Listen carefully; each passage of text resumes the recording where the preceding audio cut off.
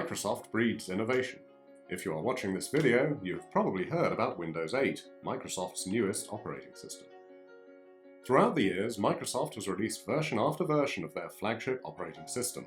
Some have been praised, others have been vilified.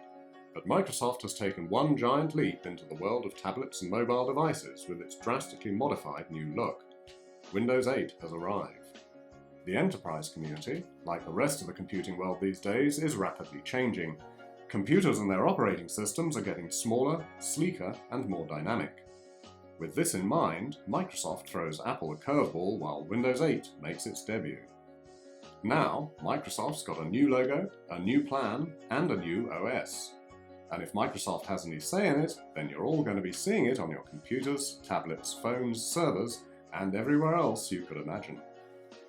From an enterprise perspective, the good news is you can have access to full Office on mobile, PC syncing, and tools such as BitLocker, smart cards, and Windows to Go. Yes, it is different. No, there is no start button. Still, we have a piece of advice for you. Do not panic. As we said, Windows 8 is a bit different than its predecessors. However, with a little bit of practice and an overview of its basic functions, it's nothing that can't be learned.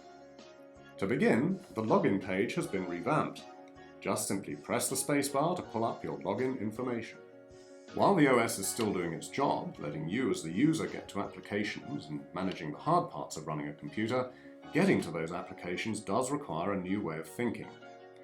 Your old friend the Start button no longer exists. Instead, you can press the Windows key to navigate between the desktop and Start menu. The Start menu shows all of your applications as tiles on the screen. When utilized by developers, tiles are able to dynamically refresh information based on updates and alerts. Also, they're much easier to select when using a touch device. To download more apps to your Start menu, simply click the Store icon to peruse and install whatever suits your interests. Another part of the user experience is the idea of full screen and dynamic applications.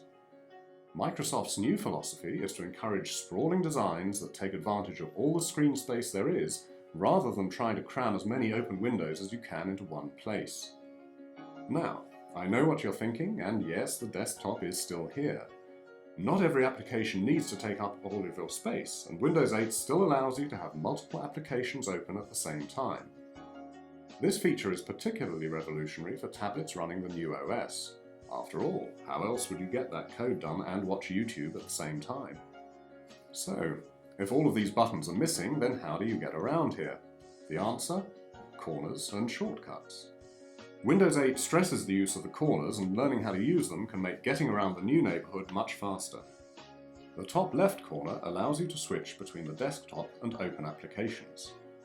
Applications continue to run in the background after you leave them until you manually close them, so that way you can multitask quickly and efficiently.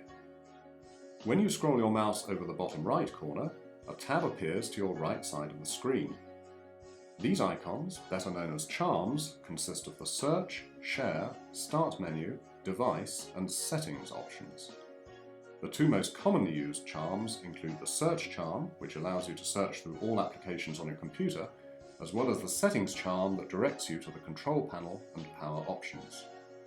Now that you know the basics of Windows 8, go forth, explore, and enjoy.